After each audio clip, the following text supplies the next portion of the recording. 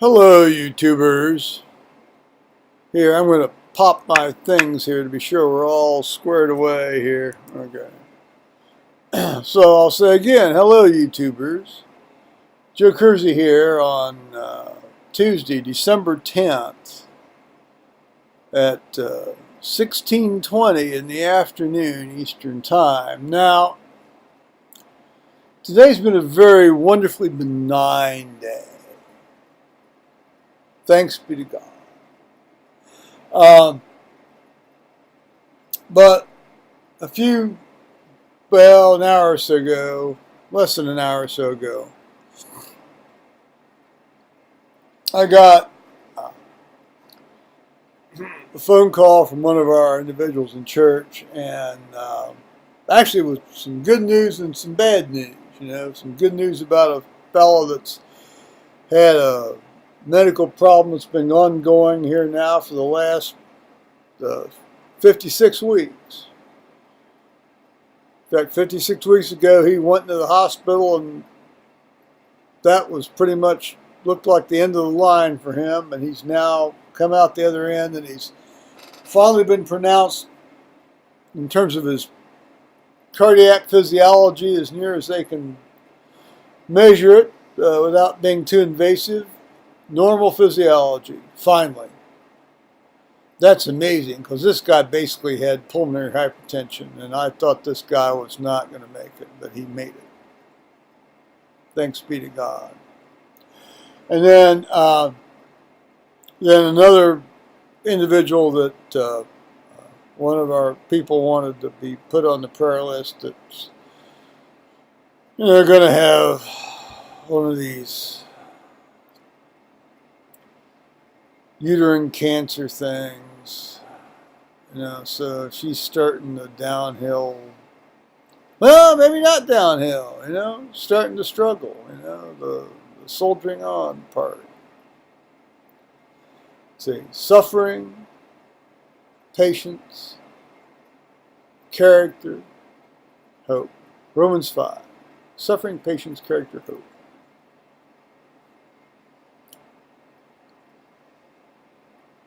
So then today, actually I got a phone call from my ex-wife, and I was surprised that I got that, because it was actually a very friendly phone call. And she was having some sort of problem with her car. Now, she's got an Escort that she drives very infrequently.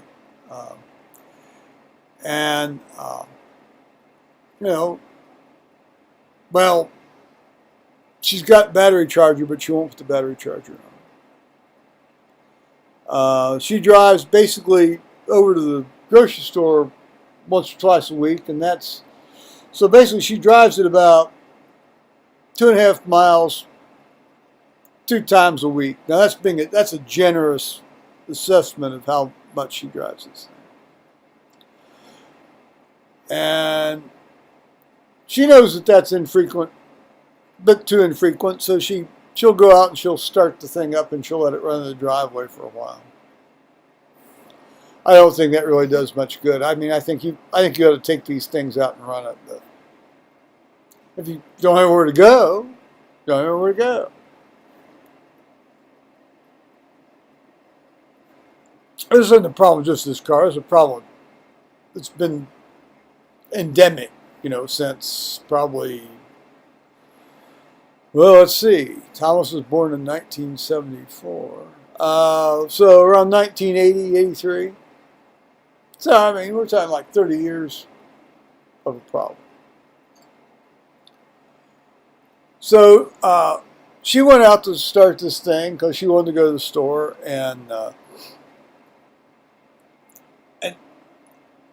I mean, there's an interlock system with the brake and the shifter. It's an automatic transmission car, so you have to have your foot on the brake to get the shifter to work so that the thing will start. But sometimes you can start the thing without having your foot on the brake in some cars, depending on when they were made. And she couldn't get her thing to start. And so she called me, and I said, well, after, of course,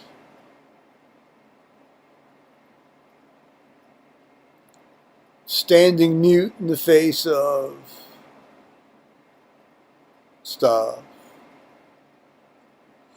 I'm so glad I'm not straight. Because straight guys seem to like this kind of stuff. I don't. In any case, so I stood mute in the face of this, and I suggested to her that she go back and instead of running through all the steps really fast, she take them very slowly, one at a time, and that she deliberately place her foot on the brake pedal before she turned the key in the ignition, and then try to start the car. And, okay.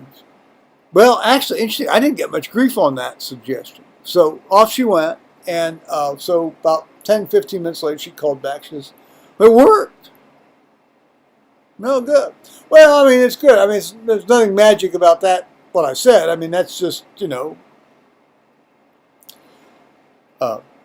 these computer interlock systems on starting and things, that's how they work. So, if you don't run through them too fast, particularly when the battery's low, sometimes you can get away with it. Well, she got away with it. So,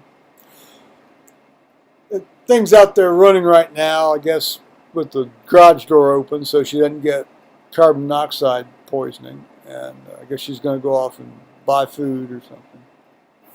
Oh, yeah. So that worked. Excellent. Now, to the very unexpected thing today. And it's always kind of nice to have an unexpected thing if it's a pleasant unexpected thing. My ex-wife's big on cards. She likes to send cards. I think cards are about the most stupid waste of money in the world.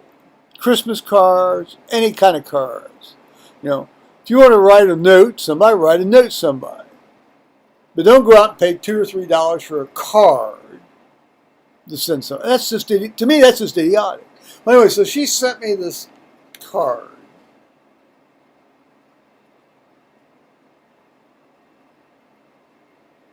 Well, that's amusing enough, but, I would have far rather she saved they don't have the price on the back like they used to. Well, it's her money, ain't mine. Get yourselves a good lawyer, guys. It's well worth the price.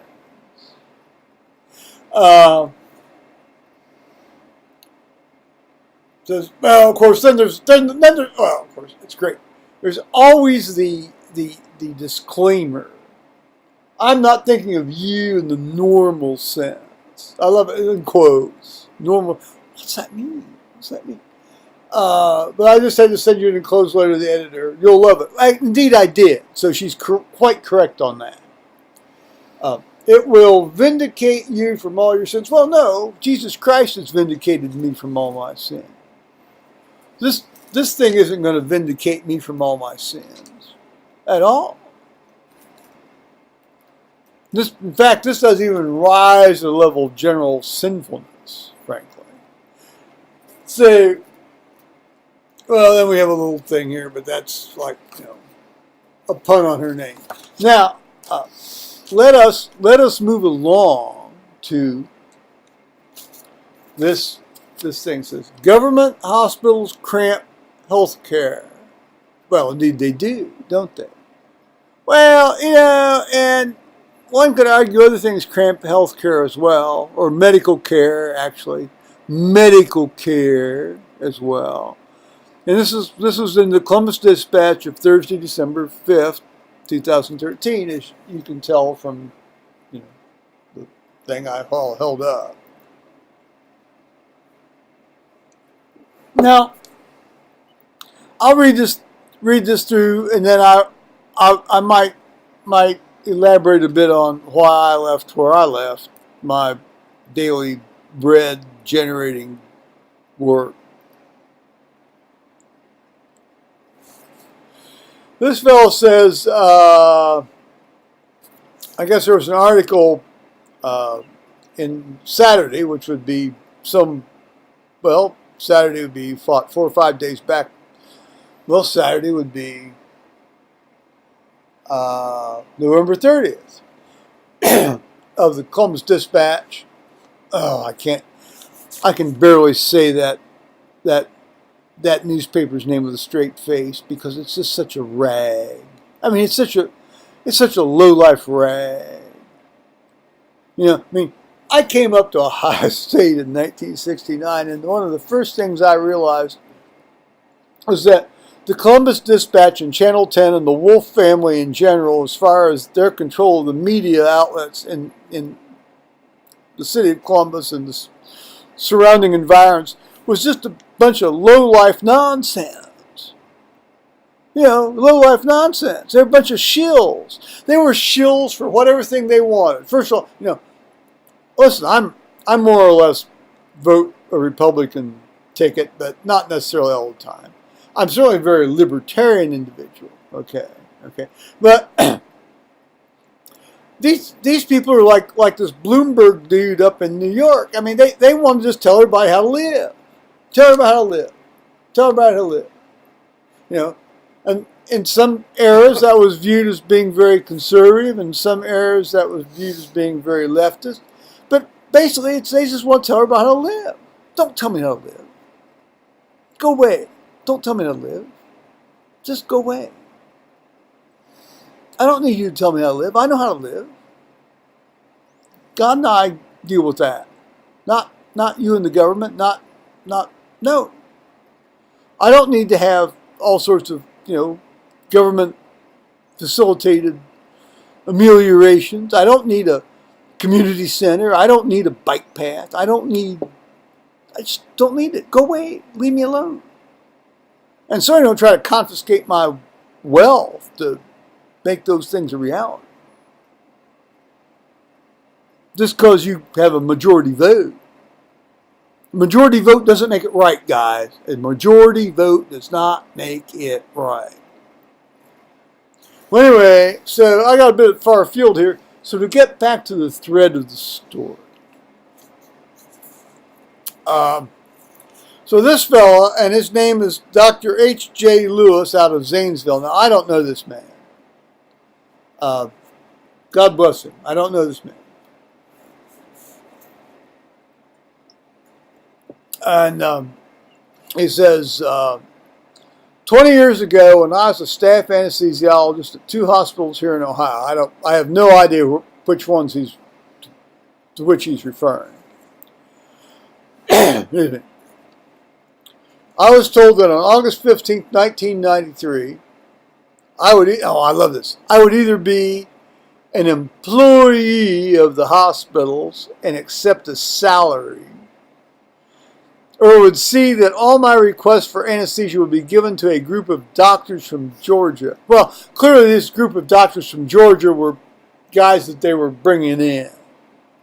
Hired hands, sort of like, the gunslingers from out of town coming in. That was a very common tactic. It might still be a common tactic.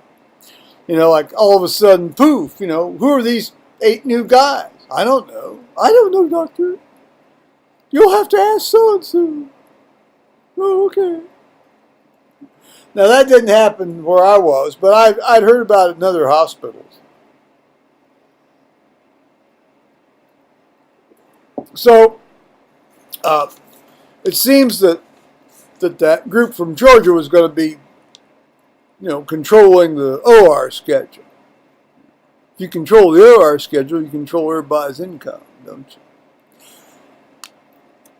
If you only give somebody Medicaid and Medicare cases and make them sit around for hours on end during the day between times you have a case scheduled, then you can very readily drive somebody out. Well, I put up with about 9 months, and then I said, screw it, left. That wasn't a precipitating event, but that was part of my plan. I would have liked to have hung on for 2 more years, but I didn't. So thank the good Lord I had enough stashed away that didn't matter. So this guy says, that day arrived and I was packing up my gear and ready to leave when the surgical supervisor said there was an emergency and could I do the case. And of course, the guy's a doc. He said, yeah, he'll do the case. It's an emergency. I mean, that was one of the reasons I did 2 or 3 cases for free during my last 2 or 3 months. I just did them for free because I got called in to help fill things out, and I didn't feel right sending the individual I was working a bill because I had not established a relationship with that individual, to send them a bill. So I just did their case for free.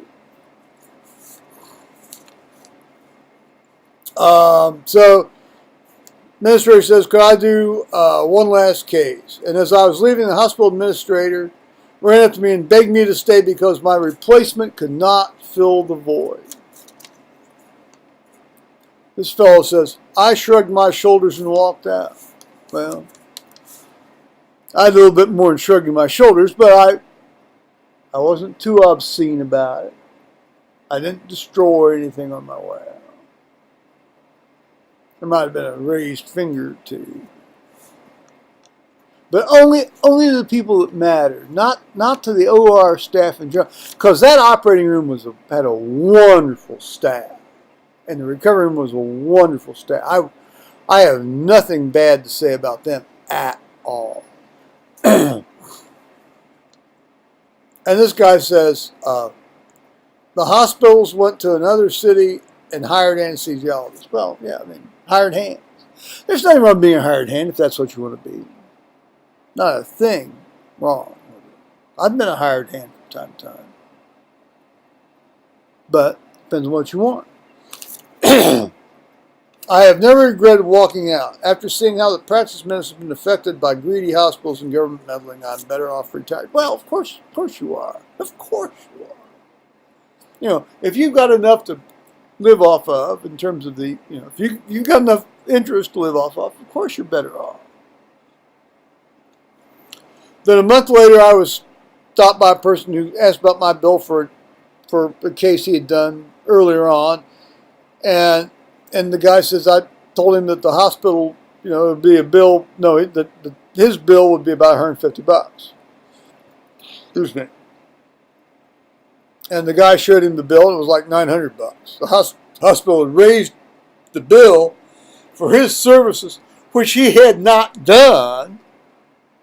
Well, which they had not done. He had done it on his own. They were charging him over $900. So, there's obviously that's actually almost fraudulent. But I don't know. That's not more of that anon. That's just my speculation. But the essence of this story is exactly lowlifes about. Well, I must say that I have to, despite the various things that Faith and I have, conflicts. She struck gold by sending me that one. On the other hand, I think, well, anyway, that was a very reasonable thing for her to send me.